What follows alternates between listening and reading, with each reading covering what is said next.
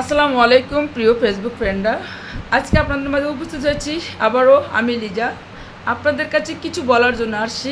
আমি অতি শীঘ্রই আমার গ্রামে যাব, উত্তরবঙ্গে আমার বাড়ি নীলফামারী জেলা, ডিমলা থানা আমার জন্মস্থান। আমি সেখানেই শুধু যাব না, আমি যাব নাগেশ্বরী বুরিঙ্গামারি। এই এলাকাটা এখন যেহেতু বর্ষা মৌসুম চলে আসছে, এখন কিন্তু অনেক পরিবার নদী ভাঙ্গায় পড়ে যাবে এবং বিপদে পড়ে থাকবে। এই কিছু দিনের ভিতরেই কিন্তু বন্যা যত একবার ফুল শুরু হয়ে যাবে, তখন কিন্তু ওই যে কী জানি বলে, যে যখন ঝড় বৃষ্টি হয়, যখন বন্যা ওঠে, তখন কিন্তু তাদের কুল কিনারা থাকে না, কোথায় যাবে। গানও কিন্তু আছে এটার।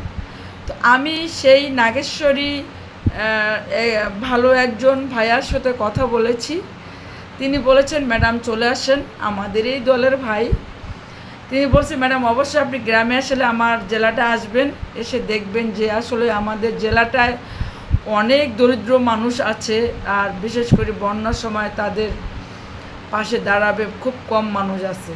তো আমরা যদি যারা বিদ্যমান আছি, তারা যদি সবাই কিছু কিছু কিছু কিছু করে যদি আমরা এই অসহায় মানুষগুলোর পাশে দাঁড়াই, হয়তো বা তারা একটু হলো আসন পাবে। শুধু সরকারের উপর নির্ভর করে থাকলে হবে না।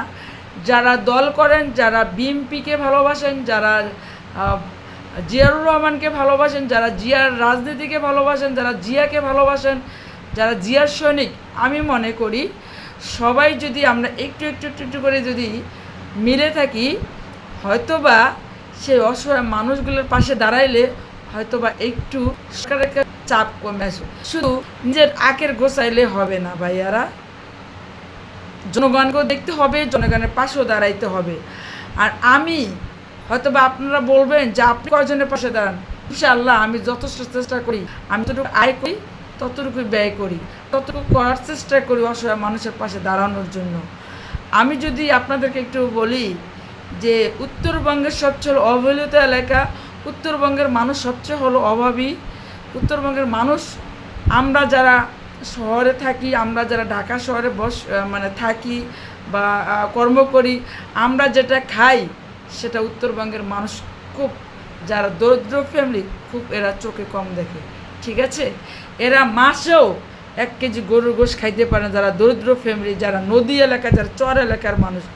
সো আমরা সবাই আসেন, সবাই মিলে উত্তরবঙ্গের অসহায় মানুষের পাশে দাঁড়ানোর চেষ্টা করি এবং দাঁড়াবো। সবার কাছ থেকে আমি এতটুকু আশা করব। সর্বশেষ আজকে এখান থেকে আমি বিদায় নিচ্ছি, লিজা।